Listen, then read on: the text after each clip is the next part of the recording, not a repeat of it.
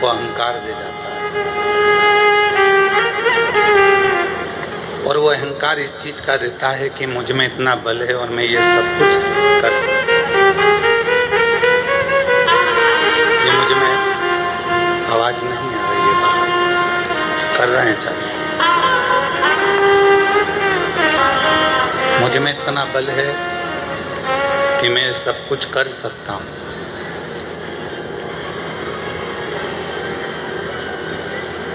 पर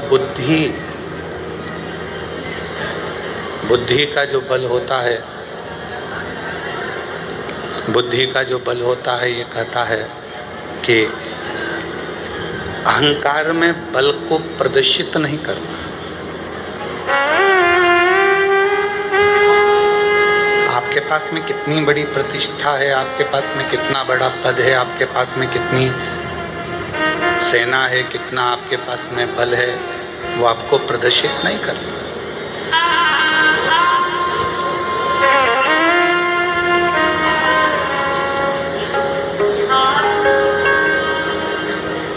भारत और पाकिस्तान के बीच में अभी कुछ समय पहले युद्ध छिड़ा। कई लोग उसको बल का मापदंड ले रहे थे कि हम में बल है कि उसमें बल है, कि उसमें बल है, कि उसमें बल है।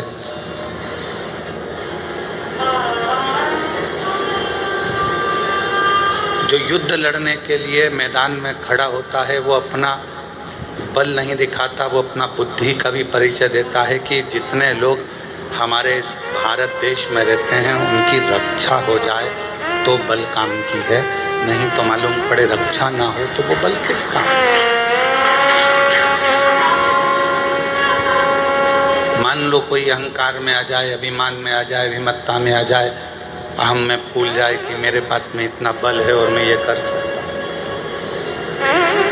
नहीं। बुद्धि का बल प्रबल बल माना गया। मन धीर धरो घबराओ नहीं, तुम्हें शिव भी मिलेंगे कभी ना कभी।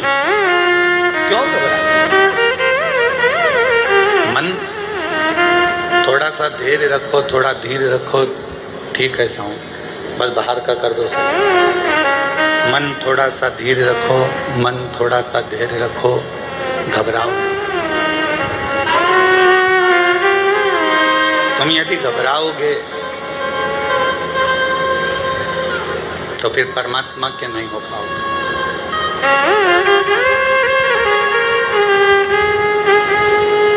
मन का धीरज, मन का धैर्य परमात्मा के करीब में लेकर जाता है। घर में दो भाई हैं, दो भाई का आपस में विवाद हो गया, तुम तो आपस में क्रोध कर लोगे, चिढ़ लोगे, लड़ लोगे, संघर्ष कर लोगे, फिर एक हो जाओगे। पर दूसरों के बुद्धि में ये समझ में आ गया कि इन दोनों का विवाद कभी भी कराया जा सकता है।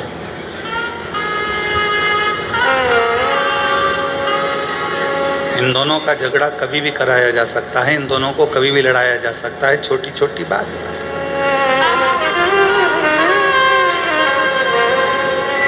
श्री हनुमान जी महाराज लंका की ओर जा रहे थे।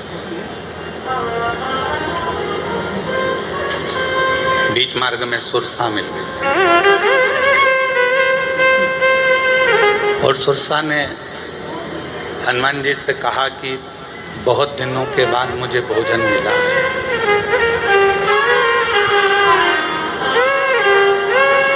बहुत समय के बाद मुझे भरपेट भोजन प्राप्त हुआ। भरपेट भोजन, और इतने समय के बाद यदि मुझे भोजन मिला है तो मैं इसको छोड़ूंगी नहीं।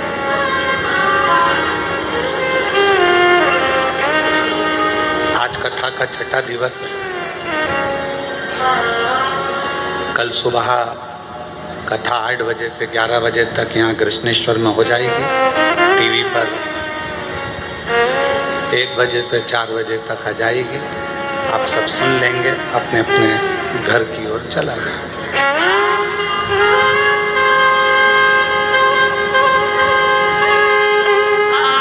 पर इस कथा में जो छठा दिन माना जाता है वो इसलिए माना जाता है कि इसको शिवरात्रि कहा जाता है।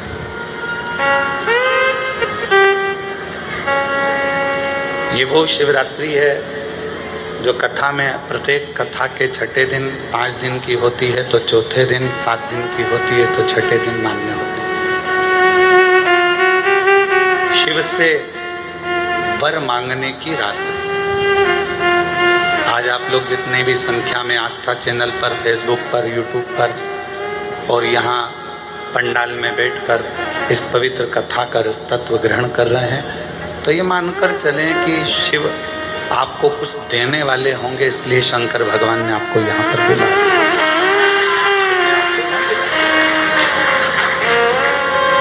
उनकी मर्जी के बिना कोई कहीं नहीं जा सकता। आप कितना भी प्रयास कर लो कि मुझे अमरनाथ जाना है, केदारनाथ जाना है, मुझे काशी जाना है, पर तब जबकि उसकी आज्ञा नहीं होगी तुम कैसे चले जाओगे?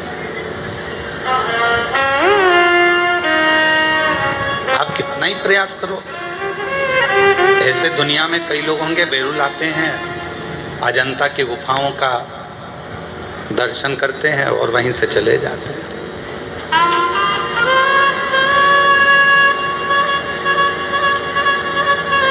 कृपा नहीं होगी तो कुछ नहीं। शिव कृपा के बिना सब सुना, सब सुना।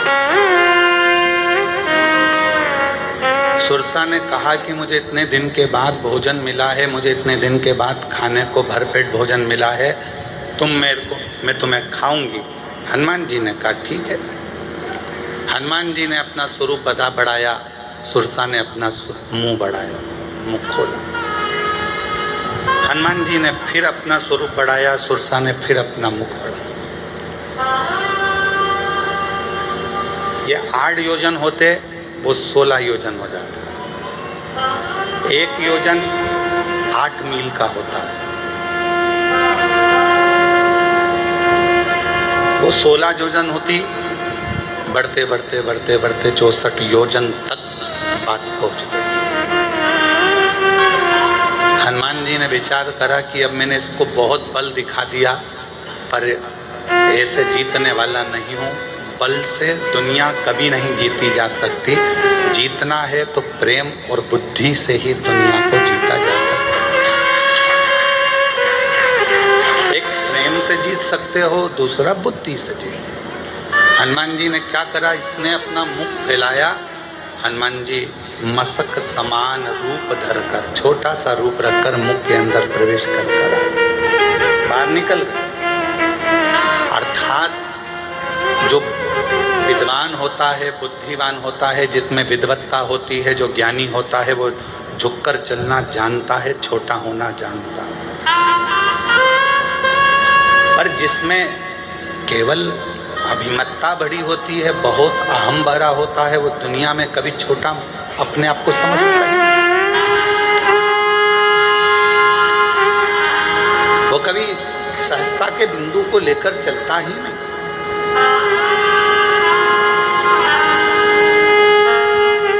एक बुद्धि, प्रेम की प्रबलता हमको नम्रता सिखा देती है।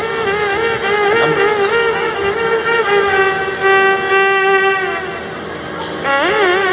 जब तुम्हारे भीतर थोड़ी बहुत भी नम्रता प्रकट हो जाए, तुम्हारे अंदर थोड़ी बहुत भी नम्रता आ जाए, तुम्हारे अंदर थोड़ा सा बुद्धि का बल बढ़कर, प्रेम का बल बढ़कर अपन छोटे हो जाएं, तो समझ लेना कि तुमने दुनिया को जीत लिया। तुमने दुनिया को जीत लिया। दुनिया जीतने का सबसे बड़ा साधन ही है। हम आपसे एक बात पूछते हैं,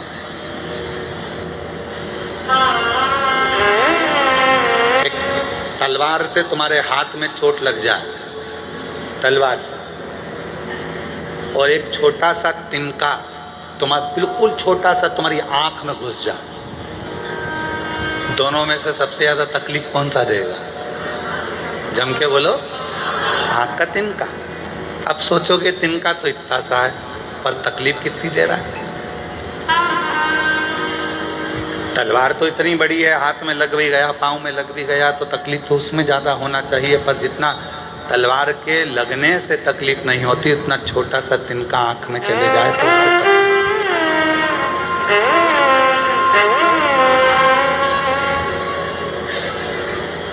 एक छोटी सी बात आपके हमारे हृदय को अगर लग जाती है तो वो श्रेष्ठता नहीं है। बंदूक की गोली और मनुष्य की बोली ये दोनों बहुत मायना रखती है। बंदूक की गोली एक को मारती है और मनुष्य की बोली 10 को मार देती है। मानव के मुख से निकली हुई बोली ध्यान रखना पड़ती है कि क्या बोली आप बोल रहे हैं।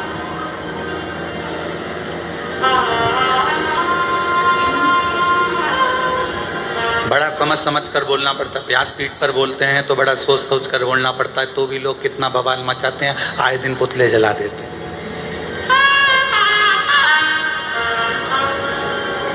कितना सोच कर बोलना पड़ता है, विचार कर कर बोलना पड़ता है, तो भी लोग गलत निकाल लेते हैं उसमें से। पर उस पर ध्यान नहीं दिया जाता, क्योंकि कबाड़े वाला जब तुम्हारे इधर आते हैं, कबाड़े वाले, भंगार वाले, अरे बोलो तो क्या बोलते हैं, भंगार वाला कि कबाड़ा वाला? भंगार वाला। तो भंगार वाला, कबाड़े वाला जब रोड पर चलता है तो वो भंगार ही देखते देखते चलता है, कबाड़ा देखते देखते चलेगा। भंगार वाला अगर रोड पर चल रहा है तो भंगार देखते हुए चलता है, कबाड़े वाला चल रहा है तो कबाड़ा देखते हुए चलता है। और जब अच्छा व्यक्ति चलता है, कोई शंकर का भक्त अगर रोड पर चलता है तो शिव का मंदिर देखते हुए चलता है, शिवालय देखते हुए चलता है। दोनों में अंतर है। भंगार वाला भंगार देख रहा है, कबाड़े वाला कबाड़ा देख रहा है, अच्छा व्यक्ति अच्छाई देख रहा है। और शंकर की कथा सुनकर जो शिव का भक्त हो जाता है वो चलते चलते शंकर का मंदिर ही देखता है। उसके सपने में भी शिवलिंग आता है। गाड़ी पर बैठी बैठी मोटरसाइकिल पे पति के साथ जा रही है तो सामने पेड़ के नीचे कोई ओटला दिखता है, भले उस पर शंकर जी नहीं है, फिर भी उसकी शंकर जी बैठे हैं।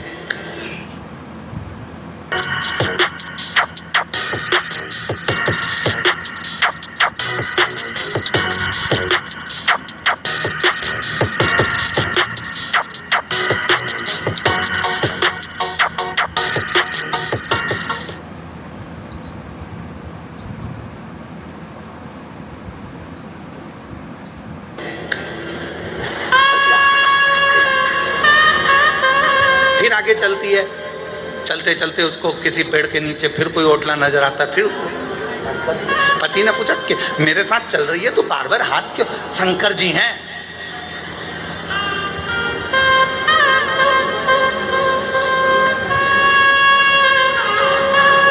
पति ने कहा कि कहाँ है शंकर जी, चल मेरे साथ। और जो पति पत्नी को पेड़ के नीचे लेकर गया तो वहाँ शंकर जी तो नहीं थे, ऐसे ही ओटला बना हुआ था, उसमें आला बना हुआ था, धुनी लगी हुई थी। तो पत्नी से कहा कि देख शंकर जी हैं क्या? तो भले नहीं है, ओटला तो है ना।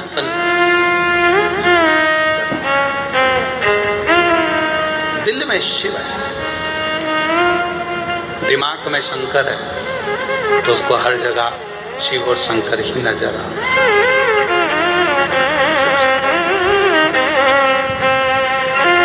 हृदय में भगवान शंकर बैठ जाता है। जितने शिव भक्त हैं, आप देखो, आप लोग तो बहुत अच्छे से बैठे हुए हो। थोड़ा सा ये कथा तो ऑनलाइन है, अब ये लोग अगर आए हैं कथा सुनने के लिए तो आप बाहर जाकर नज़ारा जब देखेंगे, इतना तेज पानी था, सब गीले हो रहे थे। और अभी भी सबके कपड़े ऐसे निचोड़ लो, इतना पानी में गीले हैं, तो भी शंकर की कथा सुनने के लिए खड़े, तो भी कथा सुनने के लिए खड़े हैं। और जिसमें हमने व्यासपीठ से कहा था कि ऑनलाइन कथा है, घर से सुनना, श्रवण करने के, फिर भी विश्वास, अर्थात भगवान शंकर की कथा सुनकर उनके अंदर जो भाव उत्पन्न हुआ है उसमें शिव नजर आता है, शंकर। और हमको लगता है, हमको ये महसूस होता है कि लोग कहते हैं कि शिव महापुराण की कथा में दुनिया के लोग जाकर बैठते हैं तो उनका काम क्यों हो जाता है। तो हमको इसलिए लगता है कि इतने सारे शिव भक्तों में कोई ना कोई भक्त एक ऐसा आता है जिसके लिए शंकर अपना कैलाश छोड़कर यहाँ तक आता है।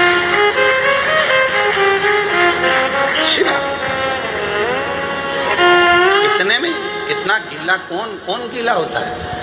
आज के ज़माने में आप कथा देखिए, आपके शहर में छत्रपति संभाजी नगर में हो, जलगांव में हो, आपके क्षेत्र में जब कथा हो तो बैठने के लिए वीआईपी व्यवस्था देना पड़ती है, तब कोई कथा में आता है। 25 बार जाके कहना पड़ता है पत्रिका लीजिए, कथा हो रही है, आना जरूर, तब कोई आता है। और इसकी तो सूचना नहीं है, छुपकर करना पड़ रही है, तो भी ढेर लगाओ।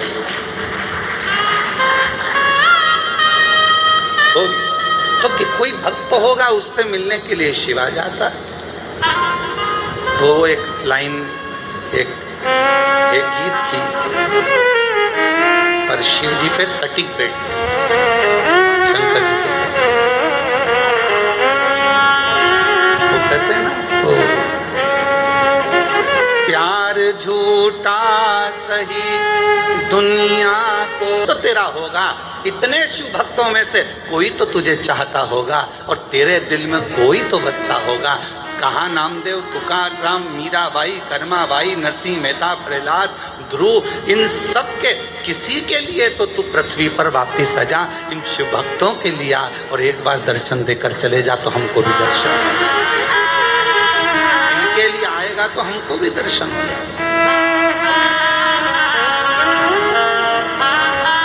हो सकता है कि कोई के लिए तू आए और हमको दर्शन हो जाए। किसी अविरल भक्त के लिए एक बेटी ने पत्र लिखा,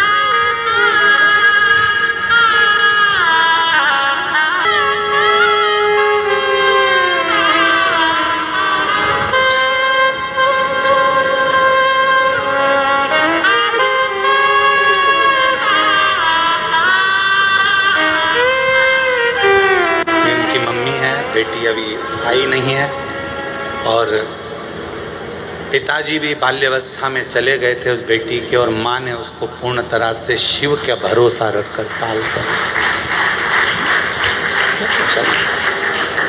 शिव की कृपा। और तेरी कृपा का क्या है भरोसा, कब किस पर हो जाए जरा सी हम पहले दो, जरा सी हम पहले कर दो। जिस पर भी हो गई तेरी कृपा करुणा, वो भव पार हुआ।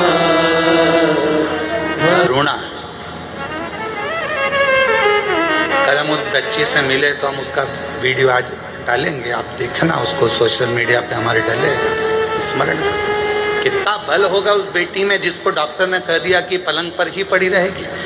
पाँव भले थोड़ा थोड़ा हल्का सा टेढ़ापन आया पर हिम्मत नहीं आई। ना उसकी माँ ने हिम्मत हारी, ना मेरे महादेव पर विश्वास कम नहीं होने दिया, उसकी दादी ने पूर्ण भरोसा रखा।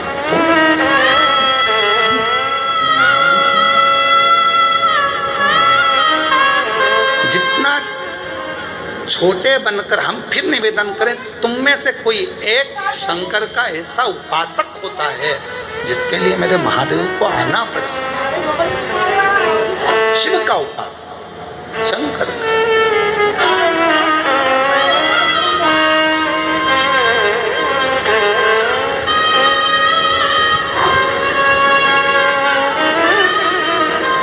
हम तो मैं महादेव से, हम शिव मंदिर में कभी भी हम शंकर जी को जल चढ़ाने के लिए या शंकर जी का दर्शन करने के लिए जाते हैं तो हम कहते हैं बाबा करुणा करना। इतने भक्त तेरे पास सुबह से लेकर रात तक आते हैं, कोई एक सच्चा भक्त तो तेरे यहाँ आया होगा ना बाबा, दिल से उसने जल चढ़ाया होगा ना बाबा। हे बाबा, तुझे उस भक्त की आन है। जितने भक्त आए हैं ना उनके भी दुखड़े तू मिटाते चलना और उनका कल्याण। इतने आते होंगे ना, उसमें से कोई एक तो तेरा अपना होगा ना बाबा। कोई एक तो तुझे बहुत प्रेम करता होगा ना बाबा, तो उससे मिलने आ जा। और जब तू, हमने देखा है, हम नारखेड़े जी के यहाँ पर जब बहुत पहले गए थे तो नारखेड़े जी के घर पर जब लगभग 7 एक साल हो गए होंगे, 7-8 साल पहले जब हम घर गए थे इनके, तो इनसे ज़्यादा, सबसे ज़्यादा खुश थे इनके पड़ोसी।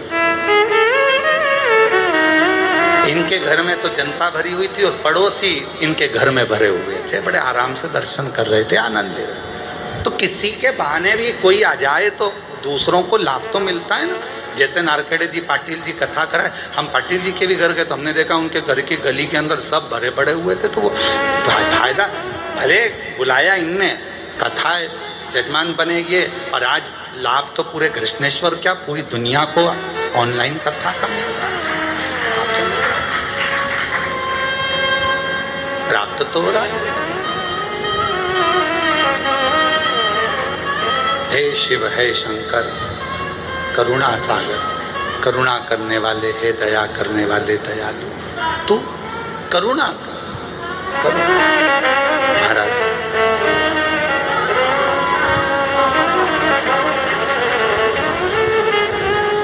ऐसे दयालु नाथ से रिश्ता बनाइए,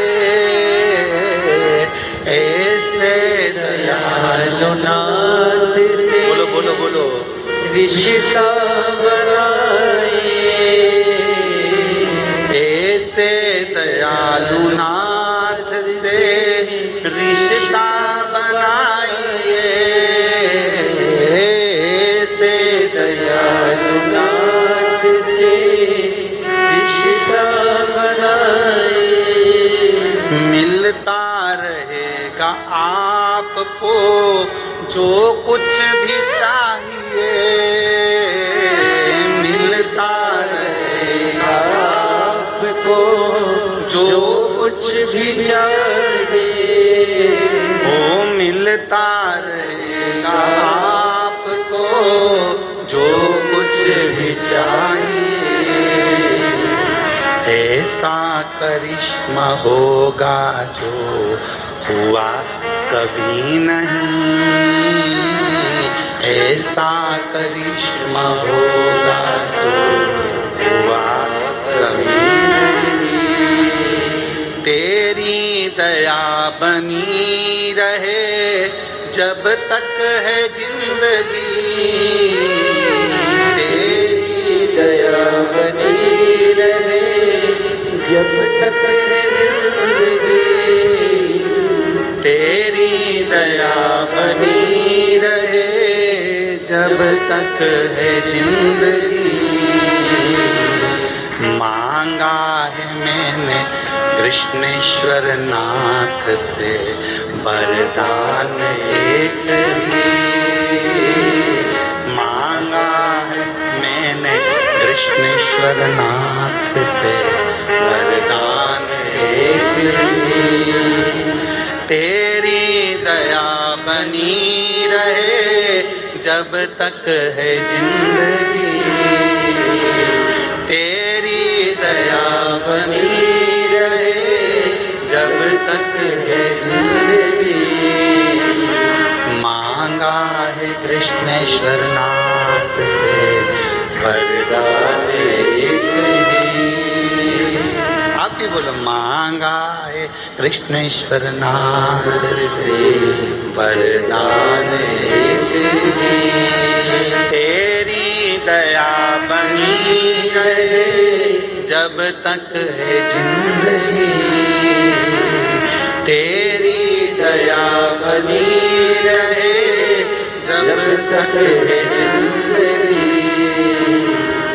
मांगा है बाबा से वरदान एक ही, मांगा है भोले बाबा से वरदान एक ही। और फिर इस भजन की एक लाइन अपनी बुद्धि में बिठा कर रखिएगा, ऐसे दयालु नाथ से रिश्ता बनाइए, ऐसे दयालु, पीछे वाले, बाहर वाले, अंदर वाले सब बोलो, रिश्ता बनाइए, ऐसे दयालु नाथ से रिश्ता बनाइए,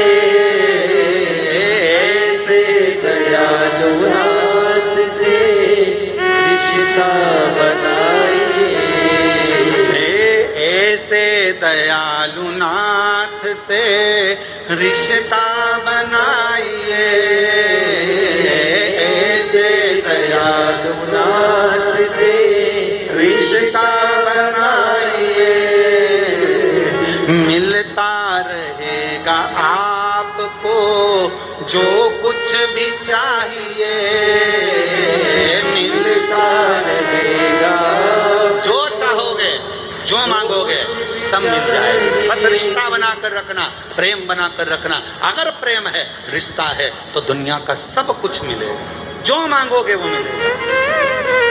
मिलता रहेगा आपको जो कुछ भी चाहिए, मिलता रहेगा आपको जो कुछ भी चाहिए।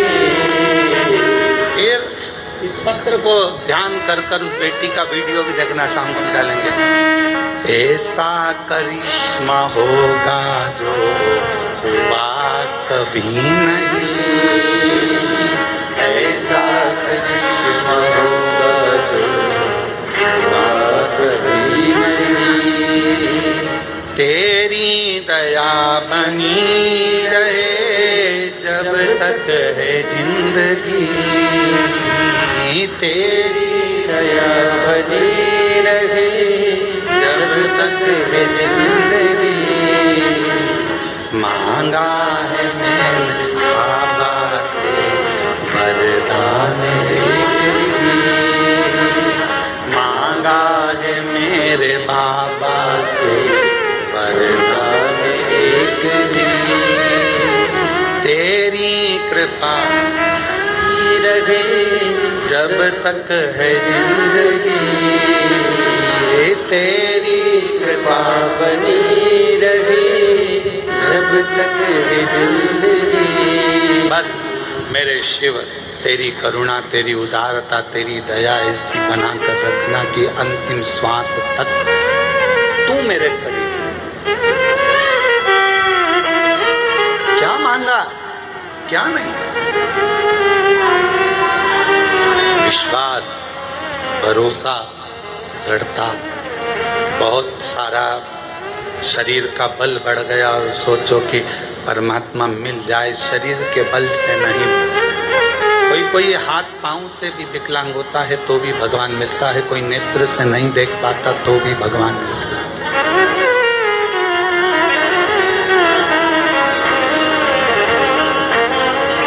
हम आपसे पूछें, उत्तर दीजिएगा जरा बेरुल वालों। कोई मुख से गूंगा है, नहीं बोल सकता, तो क्या भगवान उसको नहीं मिलेगा? बोलो, जम के बोलो, मिलेगा ना। मुख से भगवान को मतलब ही नहीं। कोई सुनाई नहीं देता, किसी को बहरा है, तो क्या भगवान नहीं मिलेगा? भगवान को तेरे कान से मतलब ही नहीं। कोई चल नहीं सकता तो क्या भगवान नहीं मिलेगा? तेरे पाँव से भगवान को मतलब ही नहीं। भगवान को मतलब किस चीज से? तेरी आंखें नहीं है तो भगवान को तेरे उस आंख से कोई मतलब नहीं। मेरे भोलेनाथ को किस चीज से मतलब है?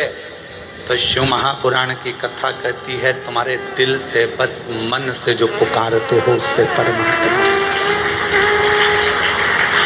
हाथी, श्रीमद् भागवत में चरित्र आता है गज और गिरा का। हाथी कौन से कॉलेज में पढ़ा था जिसको भगवान मिल गया? कोई गुरुकुल गया था हाथी पढ़ने के लिए?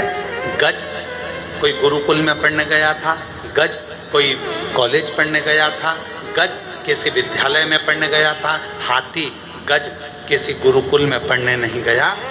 ना उसको संस्कृत आती थी, ना हिंदी आती थी, ना कोई भाषा आती थी। वो तो अपने दिल की भाषा से, जब उसके पाँव को मगर ने पकड़ लिया, ग्रह ने पकड़ लिया, तब वो हाथी परिवार वालों से देखा कोई नहीं आया, तब वो हाथी ने परमात्मा को पुकारना प्रारंभ करा और दिल से पुकारा तो वो नारायण दौड़ कर आ गया। भगवान दिल की भाषा जान, मन की भाषा जान।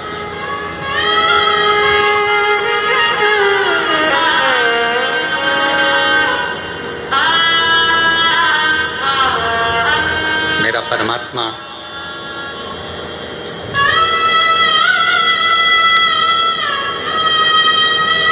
केवल हृदय की भाषा जानते हैं, नेत्र से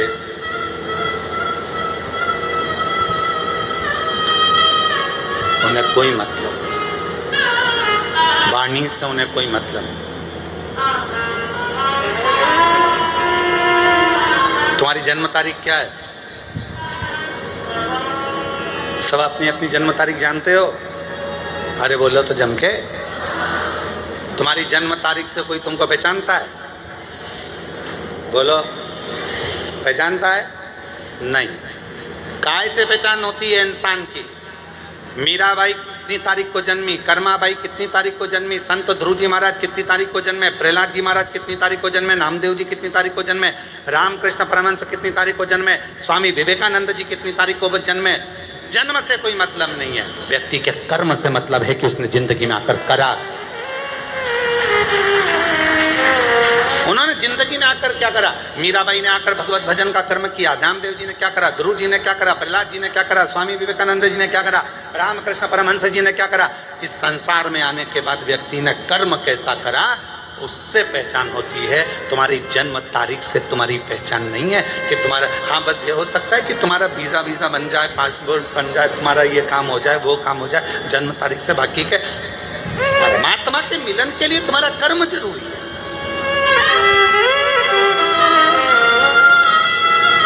तुम कैसा कर्म कर रहे हो? आप 17 तारीख को जन्मे, 17 तारीख को ना जाने कितने और जन्म लिए होंगे। बोलो बोलो, सही है कि गलत है? 17 तारीख को तुम्हारा जन्म हुआ, 5 तारीख को तुम्हारा जन्म हुआ, 6 तारीख को तुम्हारा जन्म हुआ, 12 तारीख को तुम्हारा जन्म हुआ, 1 तारीख, 2 तारीख, 5, 1 से लेकर 31 के बीच में तुम्हारा किसी तारीख को जन्म हुआ। उस तारीख को ना जाने कितने हॉस्पिटल में कितने बच्चे जन्म लिए होंगे तुम्हारे समय पर। तुम 2 बजे जन्मे तो 2 बजे ना जाने कितने लाख बच्चे एक साथ जन्म लिए होंगे। क्या सबका भाग्य एक जैसा हो सकता है? तुम्हारी जन्म तारीख से या तुम्हारे जन्म समय से कोई फर्क नहीं पड़ता। फर्क पड़ता है तुम्हारे अच्छे कर्म से। तुमने पृथ्वी पर आकर जो अच्छा कर्म करा है, लोग तुम्हारे कर्म से तुम्हें पहचानेंगे, तुम्हारी जन्म तारीख से कोई नहीं पहचानेगा। जन्म तारीख से तो केवल जो पत्नी पति को पहचान जाएगी, पति पत्नी को पहचान जाएगा, भाई बहन को पहचानेगा, बेटा माँ बाप को, माँ बाप बेटे को, बच्चों को, ये सब जन्म तारीख से पहचान जाएंगे। पर कर्म से तो दुनिया का। अरे ओ अज्ञानी मत करना, कौन पहचानेगा? तुम्हारी जन्म तारीख 15 है, 16 है, 10 है, 20 है, इससे कौन जानेगा आपका कर्म कैसा है? उससे लोग पहचानते हैं। क्यों? माता सती से ज्यादा माता पार्वती को पूछा जाता है। सती माता अपने शरीर को अपने पिता के घर में क्रोध की अग्नि से प्रकट कर कर जला लेती हैं, भस्म कर लेती हैं। क्रोध की अग्नि से मां सती अपने शरीर को जला लेती हैं। क्रोध की अग्नि से। और जब क्रोधाग्नि से ये सती माता का शरीर जल जाता है तो फिर देवताओं को लगता है कि ये क्रोध की अग्नि में क्यों जला, क्यों, किस लिए? पर पार्वती जी मैया को सब मानते हैं, माँ जगतजननी दुर्गा भवानी को सब मानते हैं। पार्वती को मानने का कारण क्या है? माँ जगतजननी को मानने का कारण क्या है? क्योंकि माता पार्वती ने जितनी बार तप करा, पार्वती जी ने खुद के लिए कुछ नहीं मांगा, जन कल्याण के लिए मांगा। शिव जी का विवाह अगर पार्वती जी के साथ में नहीं होता तो शायद तारकासुर का अंत नहीं होता। तारकासुर मरता नहीं। तारकासुर का वध सती माता पार्वती माता ने स्वयं तप कर कर शिव को राजी करा। तब भगवान शंकर का पार्वती जी के साथ में विवाह हुआ। तब जाकर ये तारकासुर के मारने के लिए षडानंद कार्तिकेय का जन्म हुआ। तब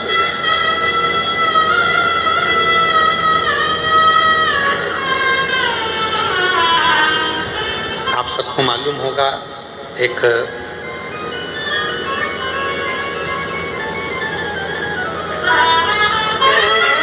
माँ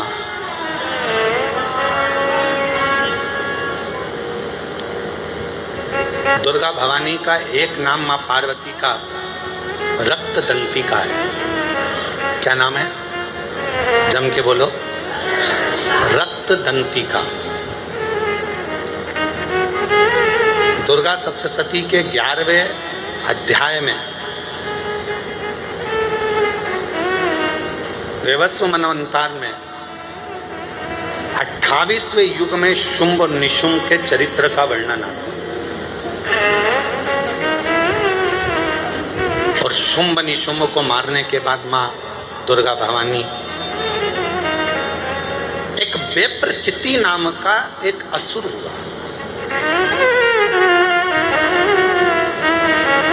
और ये विप्रचिति एक ही काम करता था। जब इसका जन्म हुआ विप्रचिति का, असुर प्रवृत्ति का था, कहीं पर धार्मिक आयोजन नहीं होने देता था। कोई सत्कर्म हो रहा है, कोई भजन हो रहा है, कीर्तन हो रहा है, मंत्र जाप हो रहा है, मंत्र माला हो रही है, तो विप्रचिति उसको समाप्त कर देता था। ये विप्रचिति का नियम था।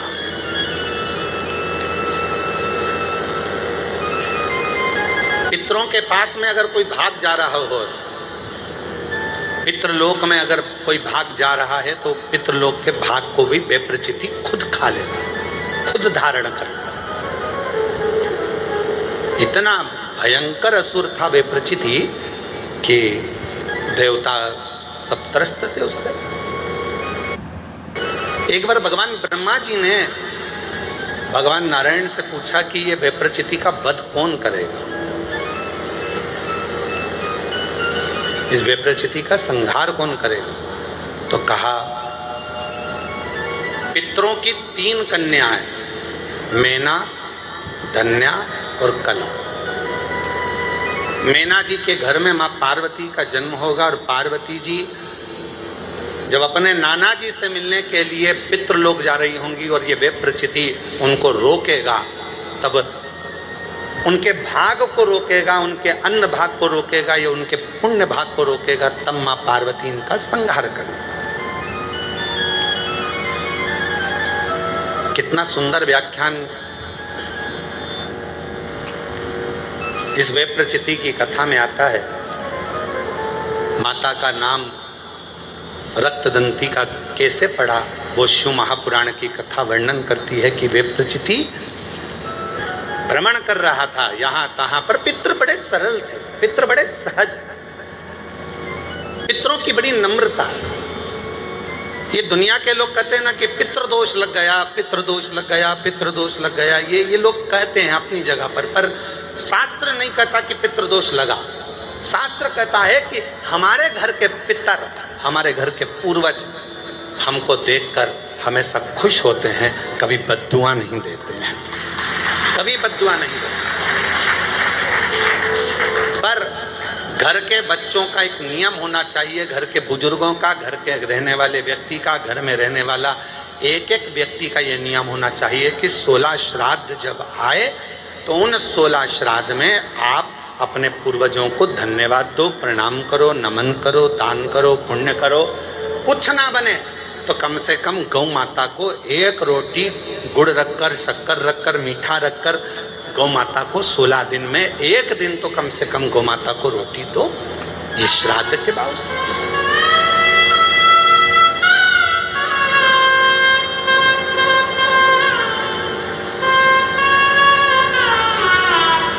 कितना बड़ा हमारा परिवार है, कितना बड़ा।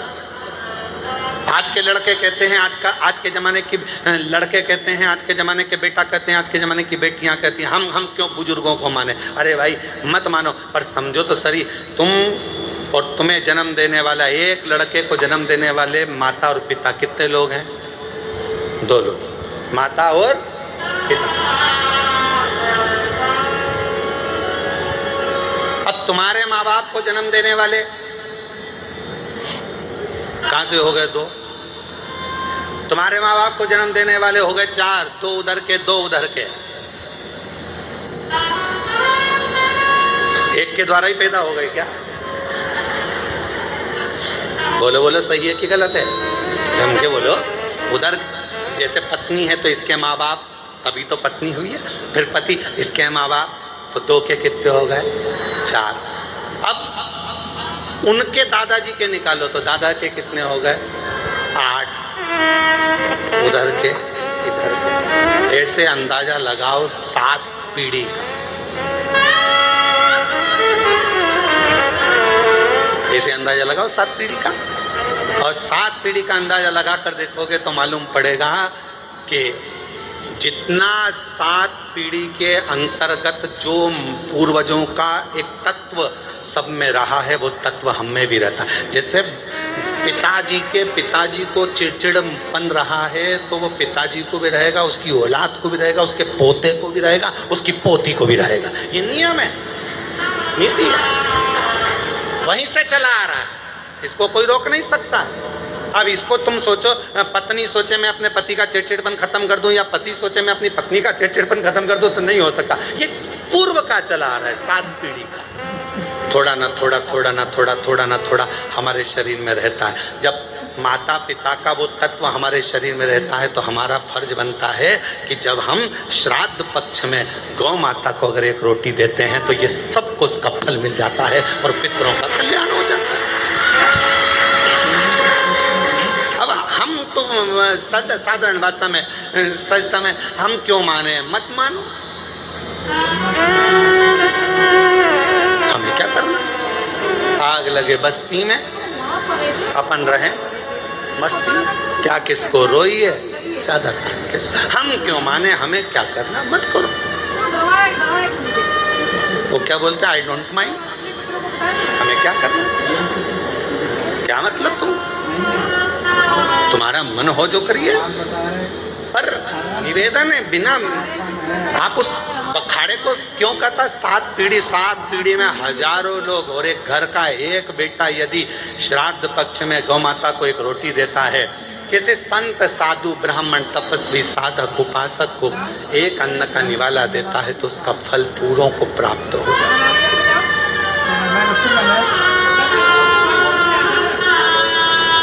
पूरों। और इससे ज्यादा, बेटे से ज्यादा फल एक लड़की, एक बहू को प्राप्त होता है। जब एक लड़की अपनी बहू बनकर आती है, जाती है, तो वो अपने मायके को भी और अपने ससुराल को भी पार करती चली जाती, दोनों की साथ साथ। ये क्यों? शिव महापुराण में मेरी माताएं, मेरी जीजियां इतनी कथा में बैठती हैं, हमसे लोग कहते हैं तुम्हारी कथा में सबसे ज्यादा महिलाएं आती हैं, तो भाई के प्रति उनका प्रेम है, मेरी बहन है, उनकी प्रियता है। तो कहा आपकी कथा में सबसे ज्यादा महिलाएं जाती हैं, सबसे ज्यादा महिलाएं, तो उनका प्रेम है, मेरी जीजियां हैं, मेरी बहन है, प्रेम है उनका, और उनका आना जरूरी है। क्योंकि एक नारी जब कथा श्रवण करती है तो वो ससुराल की भी 7 पीढ़ी को तार देती है और मायके की भी 7 पीढ़ी को तार देती है। ये स्नेह।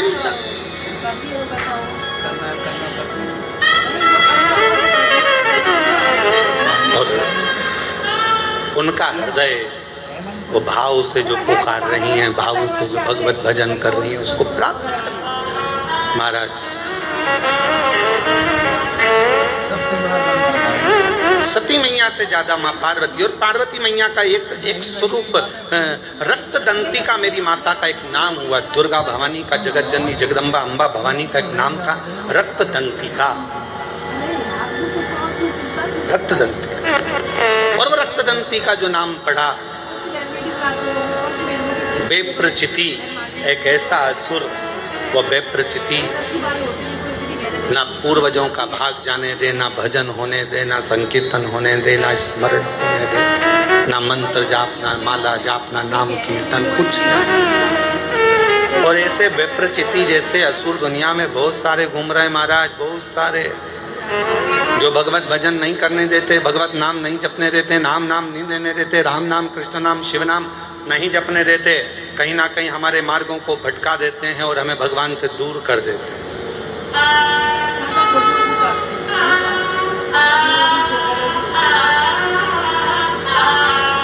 विप्रचिति जैसे असुर ढेर सारे जो भगवान के नाम से दूर हटा देते, दूर। क्या होता है भगवान का नाम लेने से? क्या होता है भगवान का भजन करने से? पत्र देखो, एक पत्र में आया, पहले तो पत्र का इस्तेमाल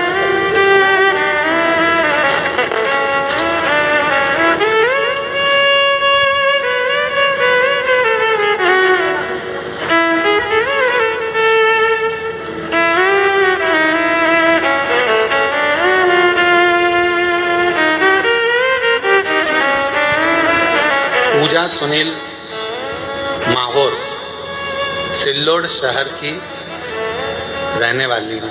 कहीं बैठी हों तो हाथ हिला सकती हैं। पूजा सुनील माहौर सिल्लोड शहर की रहने वाली हैं। अगर कहीं बैठी हों तो हाथ हिला सकती हैं और अंदर आकर एक बेलपत्र ले सकती हैं। मेरे पति शराब के लत में इतने डूबे रहते थे कि हम सब परेशान रहते थे। अब देखिए कथा सुनने का फल क्या होता है। ऐसा दुनिया का कोई काम नहीं है जो हमने शराब छुड़ाने के लिए नहीं करा हो, सब कुछ करा, फिर भी शराब नहीं छूटी। सन 2023 अभी क्या चल रहा है?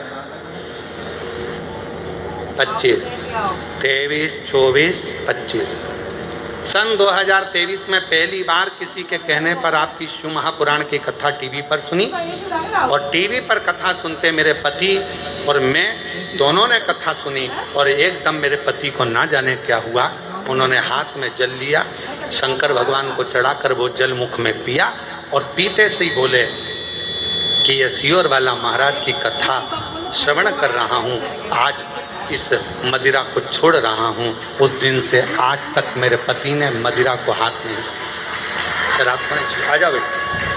आज तक मेरे पति ने 2023 से शराब को हाथ नहीं लगाया। 3 साल हो गए।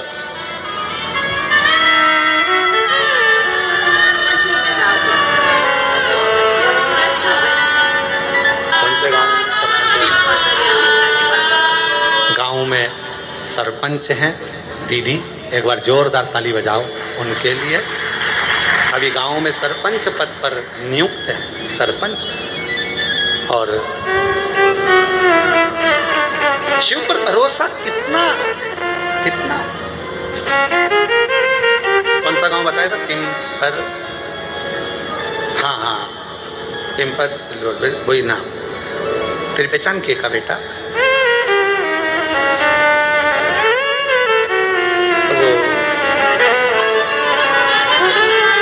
लाइन अच्छी लिखी है, अब आप और हम गुनगुना लेते कि लुटा दिया भंडार काशी वाले, कर दिया माला माल काशी वाले, लुटा दिया भंडार काशी वाले, कर दिया माला माल काशी वाले, जो जैसी भावना लाया वो वैसा ही फल पाया। एक पत्र और अच्छा है, देखा। मैं सोमवती कैलाश हिंग मिरे लासुर स्टेशन गंगापुर जिला छत्रपति संभाजी नगर की रहवासी हूँ। कहीं बैठी हों तो हाथ हिला सकती हैं। आप ही हैं? आ जाइए, एक बेलपत्र ले जाना, आ जाओ। हेमवती कैलाश हिंग मेरे लासुर स्टेशन गंगापुर छत्रपति संभाजी नगर। गुरुजी, हम हितेश भैया नारखेड़े पाटिल काका जी को, सोपान दत्तात्रेय नारखेड़े जी को बहुत बहुत धन्यवाद देते हैं, जिन्होंने ये कथा कृष्णेश्वर में कराकर हमारी कामना पूर्ण कर दी। गुरुदेव, एक लोटा जल का क्या गुणगान करूं। मेरा लड़का इंडियन आर्मी की तैयारी कर रहा था, साथ में एक लोटा जल चढ़ाने पर भी मैंने उसको बोला, उसने मन से शिव जी को आपकी कथा सुनकर जल चढ़ाना प्रारंभ करा, मंदिर में झाड़ू पोछा करना प्रारंभ करा। आप कहते हो अपनी मेहनत को 4 गुना बढ़ाओ। अभी तक मेरा बेटा जितनी बार एग्जाम दे रहा था क्लियर नहीं हो रहा था, अब उसने अपनी मेहनत को आपके कहने पर 4 गुना बढ़ा दिया, और 4 गुना मेहनत बढ़ाते बढ़ाते मेरा बेटा मंदिर भी जाता, झाड़ू भी लगाता, पोछा भी लगाता, सेवा भी करता, लोटा भर के जल भी चढ़ाता। और बाबा का ऐसा क्रम हुआ कि हमने पशुपति व्रत किया और बाबा की कृपा से आज मेरे बेटे का इंडियन आर्मी में सिलेक्शन हो गया। जम्मू कश्मीर में मेरा बेटा जॉब कर रहा है, जिसका फोटो लगाया जा रहा है। आ जाइए, जिसका फोटो लगाया गया। मेरा बेटा जम्मू कश्मीर में जॉब कर रहा है, ये उसका फोटो है जो लगाया गया। दिखा दिया, आस्था चैनल पर दिखाया। एक लोटे जल का में क्या वर्णन, नीचे लाइन लिखी है, तेरी कृपा का भरोसा किस पर हो जाए, जरा से हम पर कर दो, जरा से हम पर कर दो। तेरी कृपा का क्या है भरोसा, अब किस पर हो जाए, जरा से हम पर कर दो, जरा से हम पर कर दो। जिस पर भी हो मेरी तेरी कृपा करुणा, वो भव पार हुआ, भव पार हुआ। एक पत्र और है, मेरा नाम शारदा अशोक घोड़फले, मैं छत्रपति संभाजी नगर से हूँ। कहीं बैठी हों, हाथ हिला सकती हैं। मेरा नाम शारदा अशोक घोड़फले, छत्रपति संभाजी नगर से। अगर आई हों तो एक बेलपत्र लेने के लिए आ सकती हैं। मेरे भाई के लड़के को अचानक से पेट में दर्द हुआ, आकोला के अस्पताल में उसको एडमिट किया तो डॉक्टर ने बोला कि इसको बड़ी बीमारी है, पेट का ऑपरेशन अभी ही करना पड़ेगा। हम लोग घबरा गए। हमने उसे कहा डॉक्टर साहब से इसको 2 दिन की छुट्टी दो, हम फिर वापस आएंगे, ऑपरेशन कराएंगे। हम उसको लेकर आ गए, दवाइयाँ ले आए और ऑपरेशन की तारीख निकलवा लाए। गुरुदेव, सारा घर नेत्रों से नीर बहा रहा था, रो रहा था। तब किसी ने कहा कि चिंता मत करो, शंकर भगवान पर अशोक सुंदरी वाली जगह पर जल चढ़ाओ, घी लगाओ और उस घी को लगाकर उस बेटे के शरीर पर लगाना प्रारंभ करो। हमने थोड़ा सा घी अशोक सुंदरी वाली जगह पर चढ़ाया, बेलपत्र चढ़ाया, जल चढ़ाया, वो सब उस बच्चे को देना प्रारंभ करा। हम लोग हॉस्पिटल गए।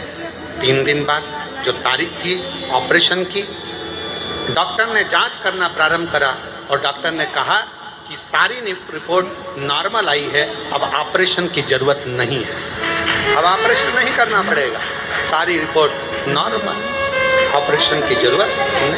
अब कितना भरोसा जितना शिव पर करोगे, जितना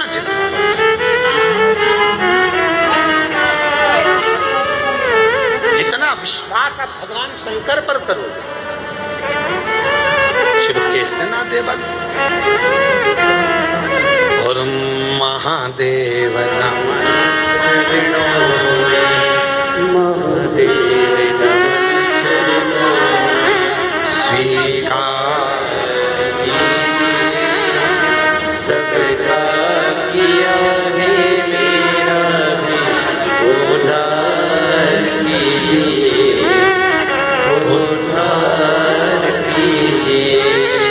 हे त्रिपुंडधारी, हे त्रिशूलधारी, हे त्रिपुंडधारी, हे त्रिशूलधारी, चरणों में तेरे बाबा जी पावन है चारों धाम, तेरी देव करते वंदना, पूजे है सीताराम। हो जाए पूरी कामना, हो जाए पूरी कामना, उपकार कीजिए, सबका किया है मेरा भी उद्धार कीजिए, उद्धार कीजिए। हे त्रिपुंडधारी,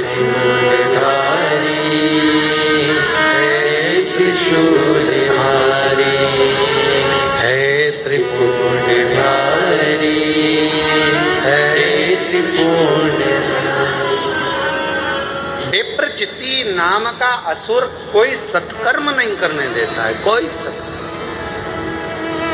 भगवत भजन नहीं करने देता। ऐसे दुनिया में ना जाने कितने लोग हैं जो भगवान के भजन से लोगों को दूर करते हैं, डर उत्पन्न करते हैं, भय उत्पन्न करते हैं। शिव महापुराण ने सारे डर हटा दिए, शिव महापुराण ने सारे भय हटा दिए। शिव महापुराण ने कह दिया आप शंकर को एक लोटा जल चढ़ाओ और अपनी जिंदगी मस्त बनाओ, यही जीवन का एक सार है। भय से मुक्त करा है शिव पुराण। पहले लोग डराते थे, शंकर मंदिर मत जाना, गर्भवती नारी है तो शिव को जल मत चढ़ा। कौन से पुराण में लिखा, कौन से शास्त्र में लिखा कि नारी गर्भवती हो जाए तो शंकर जी को जल ना चढ़ाए, शंकर जी के मंदिर नहीं जाए, शिव जी की आराधना ना करे? कल हमने पत्र पढ़ा था, उस पत्र में लिखा था कि 9 महीने तक वो महिला शिव के मंदिर जाती रही और सब ने कहा था कि इसके घर में लड़की होगी, क्योंकि 2 पहले थी तो कहा कि लड़के का योग नहीं है, पत्रिका दिखा ली, हाथ दिखा लिया, सब महाराज ने कह दिया लड़की होगी, लड़की होगी। शंकर पर भरोसा करा, पूजन करी, 9 महीने जाती रही, आखिर में पुत्र रत्न की प्राप्ति हुई। ये शिव करता।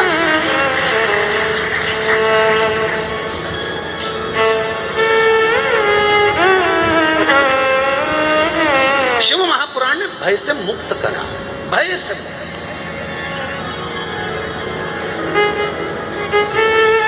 कई लोग कह देते हैं गुरुजी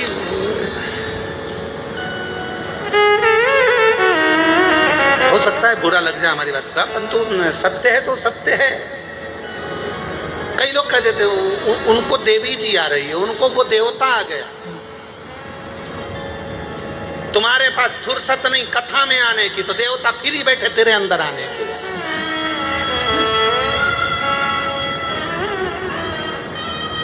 तुमको फुर्सत नहीं है कथा में जाने की। बोलो बोलो सही है कि गलत है?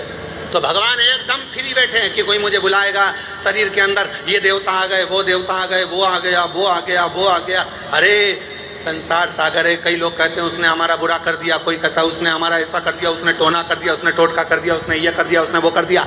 याद रखना, ललाट पर जो लिखा है उसे तो परमात्मा भी नहीं काट सका है। याद रखना, ललाट पर जो लिखा, सबके ललाट पर लिखा है, काटा नहीं जा सकता, पर उसको धीरे धीरे मिटाया जा सकता है। एक लोटा जल चढ़ा चढ़ा कर, भगवान की भजन कर कर, मंत्र जाप कर कर। बोलो राम जी के साथ में कितने, भगवान राम जी के पास में कितने बड़े बड़े गुरु थे। भगवान राम जी के पास में, भगवान कृष्ण के पास में कितने बड़े बड़े गुरु थे। सारा त्रिकालदर्शी थे, सब कुछ जानते थे, सब कुछ बता सकते थे। पर राम जी के वनवास को क्या रोक सके? नहीं, क्योंकि जो लिखा था वो हुआ। बस ये है कि जाते जाते मेरे राम जी से स्वयं जा रहे थे तो दशरथ जी ने कह दिया था, गुरु बाबा ने कह दिया था, राम तुम वन जा रहे हो 14 वर्ष के लिए, एक बात कहूँ, जाना तो पड़ेगा पर तुम्हें मालूम नहीं पड़ेगा वन का समय, इसलिए काम करना, शंकर भगवान के पार्थिव लिंग की पूजन करना। मेरे राम जी का नियम था, प्रतिदिन पार्थिव लिंग का निर्माण करते थे। इसलिए अयोध्या से लेकर लंका के बीच में रामेश्वर धाम तक जितना राम पथगमन बना हुआ है, उस राम पथगमन पर अपनी गाड़ी को लेकर जाइए। जब भारत सरकार ने राम पथगमन बनाया है, पूरे राम पथगमन पर जाकर देखिए, जितने राम जी के मंदिर राम पथगमन पर नहीं मिलेंगे, उतने शंकर जी के मंदिर मिलेंगे, क्योंकि शंकर के पार्थिव लिंग का पूजन किया है भगवान राम ने, पार्थिव लिंग का पूजन।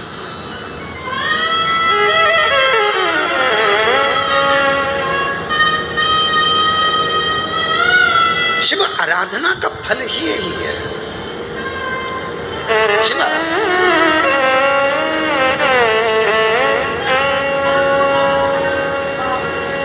भगवान शंकर की आराधना का सुख आनंद ही है। और मेरे भोले तेरा सहारा है, मेरे भोले तेरा सहारा है, मेरी नैया का तू किनारा है, मेरी नैया का तू किनारा है। मेरे बाबा तुझे पुकारा है मेरे बाबा, तुझे पुकारा है मेरी नैया का तू किनारा है, मेरी नैया का तू किनारा। आपकी श्रेष्ठता परमात्मा के भजन में, जैसे माँ जगतजननी जगदम्बा अम्बा पार्वती देखती हैं विप्रचिति को, और विप्रचिति क्या कर रहा है। आज माँ पार्वती जी अपने नाना के घर पितृलोक में जा रही थी और विप्रचिति वहां बैठा हुआ था। बेटा, पार्वती अपनी अलमस्ती आनंद में, भक्ति में, भजन में डूबती हुई जा रही।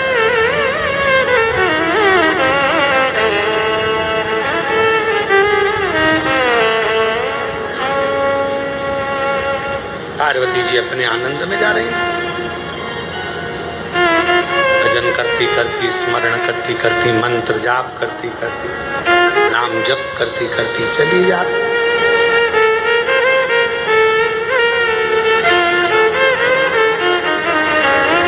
समझाना बड़ा मुश्किल है, आखिर वो दर्द दिल है। समझाना बड़ा मुश्किल है,